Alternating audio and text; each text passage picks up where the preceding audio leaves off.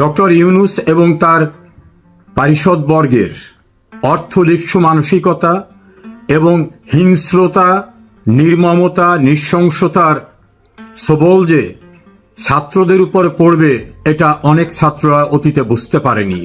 তাদের ধারণা হয়েছিল হয়তো শেখ হাসিনা এবং তার রাজনৈতিক সহকর্মী সহযোদ্ধাদের উপরই নৃশংসতা সীমাবদ্ধ থাকবে, কিন্তু এই নিষ্ঠুর অর্থলিপ্সু যাদের ঘাড়ে পা রেখে ক্ষমতায় আরোহণ করেছে অবৈধভাবে, তাদের উপরে আজ যে নৃশংসতা দেখিয়েছে, এখন বোধহয় আমাদের ছাত্রছাত্রীরা উপলব্ধি করতে পেরেছেন যে এই ইউনূস প্রকৃতপক্ষে মানুষরূপী এক হিংস্র দানব।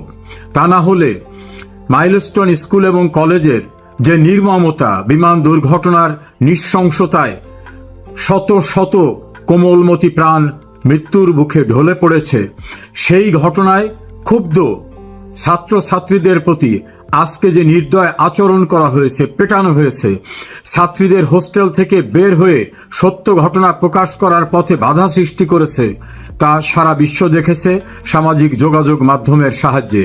কারণ বাংলাদেশের কোনো মিডিয়াকে তো আর এসব প্রচার করতে দেবেন না, মিডিয়ার কণ্ঠ তো স্তব্ধ করে রেখেছেন। কোনো মিডিয়া কণ্ঠ স্তব্ধ করা লাগে নাই, নিজেরাই দালালি করছেন। সেক্ষেত্রে আটকা পড়েছিল ইউনূস এবং ডাস্টবিন শফিক সেই ক্যাম্পাসে। অনেক চেষ্টা করে বিপুল সংখ্যক পুলিশ নিয়ে তাদের উদ্ধারের যে অভিযান, সেই অভিযানকালেও কোমলমতি বাচ্চাদের যেভাবে মারধর করা হয়েছে, এই মারধর করা পাষাণী হৃদয়ের অধিকারীও কেউ করতে পারত কিনা সেটা নিয়ে সংশয়। দ্বিতীয় অধ্যায়ের সূচনা হয়েছে, ছাত্ররা তাদের একটা দাবি নিয়ে সচিবালয়ে গিয়েছিল, সেখানে বিশাল সংখ্যক পুলিশদের নিয়ে তাদের যে নির্মমভাবে মারধর করা হয়েছে, সেই যে নির্মমতা, হিংস্রতা, বর্বরতা, নারকীয় আচরণ তাদের সঙ্গে, ছাত্রদের আমার মনে হয় তাদের ঘুম ভেঙেছে। তারা বুঝতে পেরেছেন কোটা বিরোধী আন্দোলনই ছিল না মুখ্য ছিল ক্ষমতা আরোহণ করা। এবং যারা সেদিন নেতা হিসাবে দাবি করেছিলেন, আসিফ মাহমুদ, সজীব ভুইয়া, সার্জিস সহ অন্যরা, তারাই হুঙ্কার দিয়ে বলছেন যদি ছাত্ররা সরে না যায় কঠোর অবস্থান নেওয়া হবে। সেই কঠোর অবস্থানের দৃশ্য সেনাবাহিনী এবং পুলিশ যে নির্দয়ভাবে ছাত্রদের পিটিয়েছে, মেরেছে, এটা অতীতের কখনোই ঘটেনি। আবার একটি স্কুলের একটি দুর্ঘটনায় কোমলমতি শিক্ষার্থীদের যে করুণ পরিণতি হয়েছে, সেক্ষেত্রেও চাঁদা আদায়ের জন্য ডক্টর ইউনূসের দপ্তর থেকে বিজ্ঞপ্তি দেওয়া হয়েছে, আসুন ত্রাণে সাহায্য করুন। টার্গেটটা হচ্ছে টাকা সংগ্রহ করা, কারণ ইউনূস সুদের ব্যবসা করে, সেভাবেই তিনি অর্থবিত্ত করে বিভিন্ন প্রভাবশালী মহলকে ম্যানেজ করে মেটিকুলাস ডিজাইনের মধ্য থেকে শেখ হাসিনাকে রাষ্ট্র ক্ষমতা থেকে সরিয়ে দিয়ে ক্ষমতা দখল করেছেন। তার প্রভুরা যেভাবে পরিকল্পনা দিয়েছিল, সেই পরিকল্পনা বাস্তবায়ন করেছেন। এখন তার টার্গেট টাকা আদায় করা। অতীতেও প্রাকৃতিক দুর্যোগের জন্য টিএসসিতে যে পরিমাণ টাকা আদায় করা হয়েছিল, সেই টাকাটি যারা ক্ষতিগ্রস্ত তাদের ভিতরে ডিস্ট্রিবিউট করা হয়েছে, সবটা করা হয়নি। এখন আবার একটা স্কুলের সামান্য দুর্ঘটনা, একটা স্কুলে কতজন শিক্ষার্থী থাকতে পারে, রাষ্ট্রের এত ফান্ড থাকা সত্ত্বেও ইউনূস তার অ্যাকাউন্ট দিয়ে বিজ্ঞাপন দিয়েছে, আসুন টাকা দিন। আসলে সুদের ব্যবসায়ী তো, তার কাছে টাকাটা অনেক গুরুত্বপূর্ণ। এই নির্মমতা, নৃশংসতায় রাষ্ট্রের যে ত্রাণ তহবিল আছে, সেখান থেকে সাহায্য করার চেয়ে মানুষের কাছ থেকে টাকা নেওয়াই হচ্ছে তার টার্গেট। আর দ্বিতীয় দফা, সেই কোমলমতি শিক্ষার্থীদের যারা সহপাঠী বা ওই শিক্ষা প্রতিষ্ঠানের যারা ছাত্রছাত্রী, তাদেরকে বেধড়কভাবে মারধর করার নির্মমতা। এবং সচিবালয় ক্যাম্পাসে আজকে যে নিষ্ঠুরতা, নির্মমতার পরিচয় ইউনূস তার বাহিনীকে দিয়ে দেখিয়েছেন, সেটা গোপালগঞ্জের ঘটনাকে আবার মনে করিয়ে দিচ্ছে। ক্ষমতায় টিকে থাকার জন্য ইউনূস রাষ্ট্রযন্ত্রকে ব্যবহার করছেন তার পারিষদবর্গকে দিয়ে। চট্টগ্রামে আর এক নিষ্ঠুরতা সবাই দেখল, সোয়াত বাহিনী, কুকুর বাহিনী, র্যাব, আর্মি সব দিয়েও শেষ রক্ষা হয়নি। কক্সবাজার একই অবস্থা। গোপালগঞ্জে তো ভয়াবহ প্রতিরোধের মুখোমুখি হয়েছেন। গোপালগঞ্জে 2 উপদেষ্টা গিয়ে ভাঙা মঞ্চ পরিদর্শন করলেন, কিন্তু নির্মমতার শিকার হয়ে যারা মারা গেলেন সেই শহীদদের বাড়িতে যাওয়া, তাদের পরিবারকে সান্ত্বনা দেওয়া বা তাদের জন্য কি করণীয় সেক্ষেত্রে তাদের কোনো ভূমিকা নাই। এই নরপিশাচদের সম্পর্কে জাতি জাগ্রত হয়েছে, অনেকেরই ঘুম ভেঙেছে, অনেকেরই ভুল ধারণা ভেঙেছে। অনেক টেলিভিশনের গণমাধ্যম ব্যক্তিত্ব, অনেক সাংবাদিকরা এবং যারা সেদিন আন্দোলনে ছিলেন তারা পর্যন্ত বলতেছেন যে আমরা প্রতারিত হয়েছি। আমাদের রক্তের উপর থেকে ক্ষমতায় গিয়ে কোটি কোটি টাকা আয় করা, ক্ষমতার অপব্যবহার করা, রাজনৈতিক দল গঠন করা, এটাই যে মেটিকুলাস ডিজাইন ছিল আমরা অতীতে বুঝতে পারিনি। ইউনূস এবং তার পারিষদ বর্গের, তার কলাকুশলীদের যে মেটিকুলাস ডিজাইন, সে ডিজাইন ক্রমান্বয়ে সামনে চলে আসছে। ইউনূস এবং তার কুশীলবদের পরিত্রাণ হবে না, কারণ যাদের রক্তের উপরে ভর করে ক্ষমতা এসেছিলেন তারাই বুঝতে পারছে আপনারা বেনিয়া, আপনারা সেবক নন, আপনারা শোষক, আপনারা সমবেথী নন, আপনারা নির্মম, নৃশংস, বর্বরোচিত আচরণ করার মানুষ। অপেক্ষা করুন না, স্বল্প সময়ই মানুষের ভুল ধারণা ভেঙে গেছে। এই ইউনূস গংদের আসল স্বরূপ বুঝতে বেশি সময় লাগলো না। যারা তাদের পাশে দাঁড়িয়ে বিভিন্নভাবে তাদের সমর্থন দিয়েছেন, কিছু জ্ঞান পাপীরাও, তাদেরও এখন ঘুম ভাঙতে শুরু করেছে। রক্ষা হবে না, কোনো প্রশাসন, কোনো পুলিশ, কোনো সোয়াত বাহিনী, কোনো ডগ স্কোয়াড রক্ষা করতে পারবে না। সে সময় খুব দূরে না। বাঙালি জাগ্রত হন। মুক্তিযুদ্ধের চেতনার বাংলাদেশ, 30 লক্ষ শহীদ, 2 লক্ষ মা বোনের সম্ভ্রম দিয়ে যে বাংলাদেশ অর্জন করা হয়েছে, শেখ হাসিনার নেতৃত্বে এগিয়ে আসা বাংলাদেশকে এই হায়েনাদের কবল থেকে অবশ্যই আমাদের উদ্ধার করতে হবে। বিমান বাহিনীর স্কোয়াড্রন লিডার শাহনাজ সাংবাদিক ইলিয়াস হোসেনের সাথে সাক্ষাৎকারে স্পষ্টভাবেই বলেছেন, কোনো বিমান যখন দুর্ঘটনা পতিত হয় বা হেলিকপ্টার বা যুদ্ধ বিমান যদি দুর্ঘটনা কবলিত হয়, তখন বিমানের সাথে, পাইলটের সাথে স্টেশনের কি কথা হয়েছে সেটা শোনা যায়। অর্থাৎ সর্বশেষ কার সাথে কথা হয়েছে, কি কথা হয়েছে সেটা কিন্তু শুনতে পাওয়া যায় ব্ল্যাক বক্সের মাধ্যমে।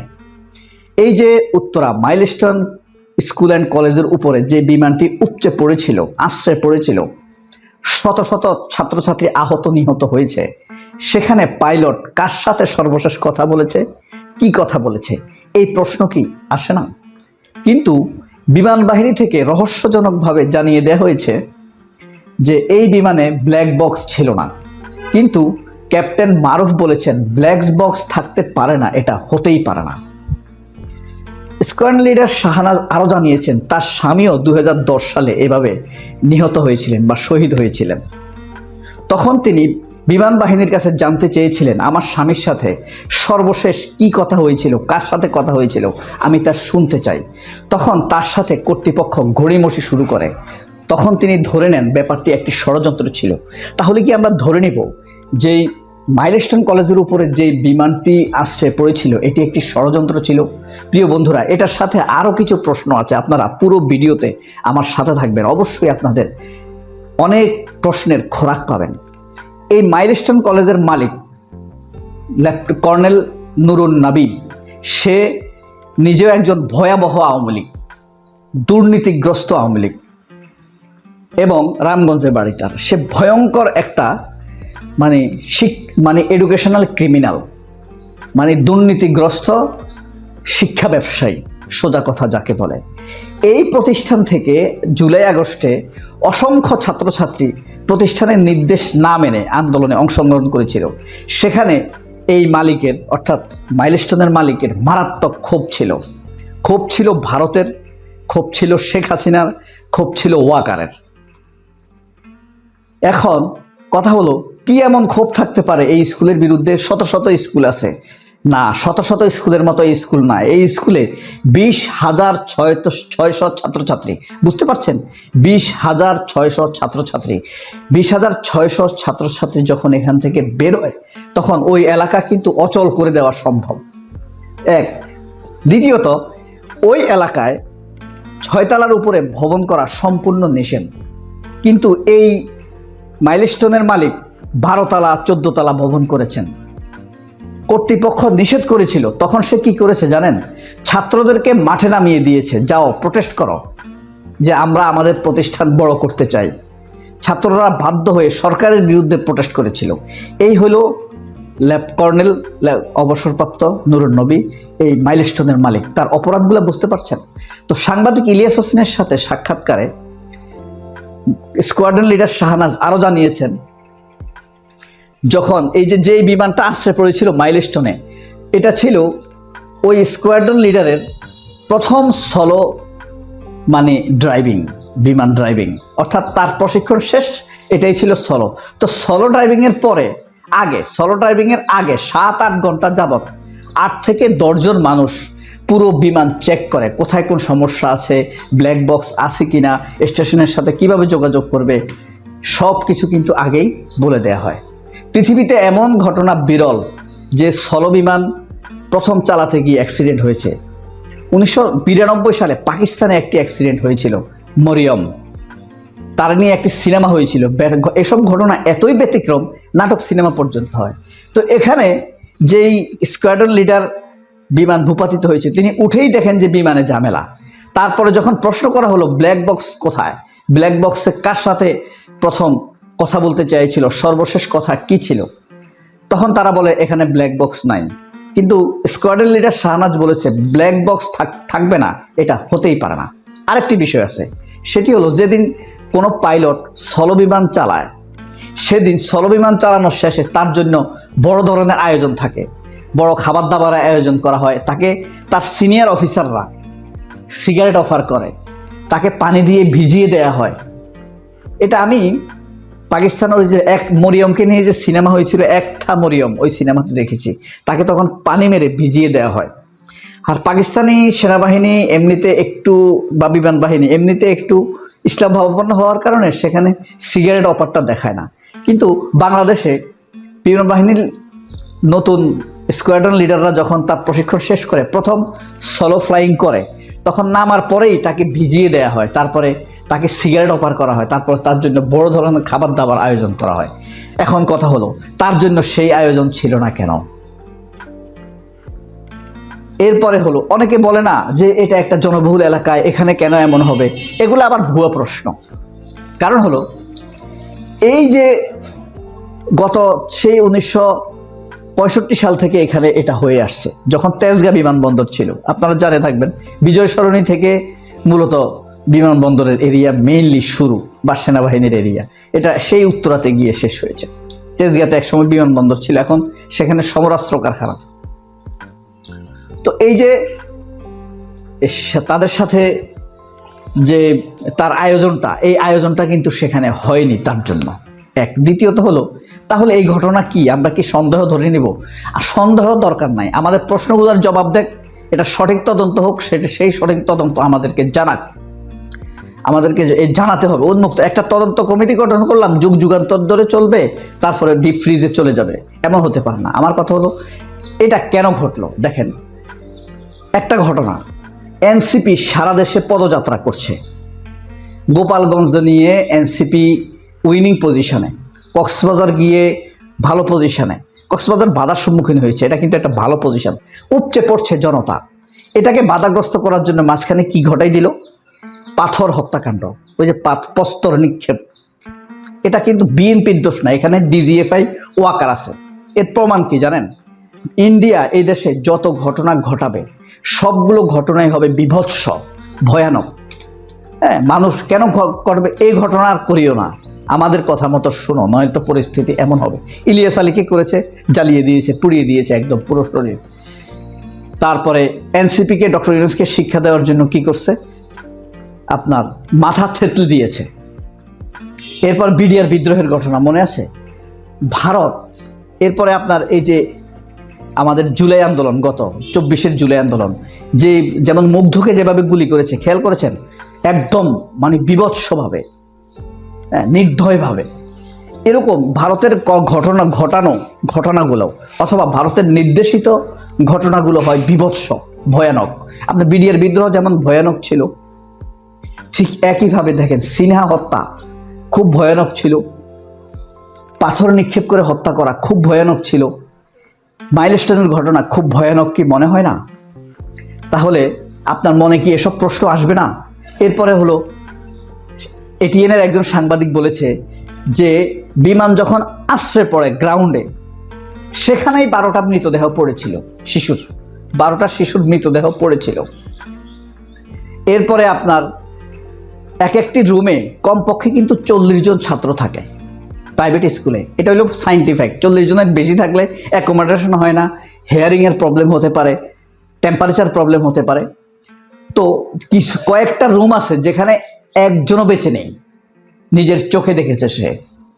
তাহলে এগুলোর জবাব কে দিবে? এরপরে এই যে ডিওএইচএস এর ঘটনা ঘটছে, ডিওএইচএস একটা ডাকাতের ঘটনা ঘটছে, ব্রিগেডিয়ার হাসান নাসিরকে অভিযোগ করে। এই ঘটনাটা ওয়াকারুজ্জামানের পরিকল্পিত ঘটনা ছিল। এই সকল ঘটনা, এই যে এনসিপির পদযাত্রা, জামায়াতের জাতীয় সমাবেশের জনপ্রিয়তা, তারপরে ওয়াকারের ঘটনা ধরা খাওয়া, এই ঘটনাগুলো ধামা চাপা দেওয়ার জন্য একটা বীভৎস ঘটনার দরকার ছিল, যাতে করে মানুষ ওই ঘটনা নিয়ে আলোচনা করবে। প্রশ্নগুলো মিলিয়ে দেখবেন এবং এই দাবি জারি রাখবেন, আপনার মনে আসা প্রশ্ন জারি রাখবেন। সবাই অনেক ভালো থাকবেন। আল্লাহ হাফেজ। আসসালামু আলাইকুম।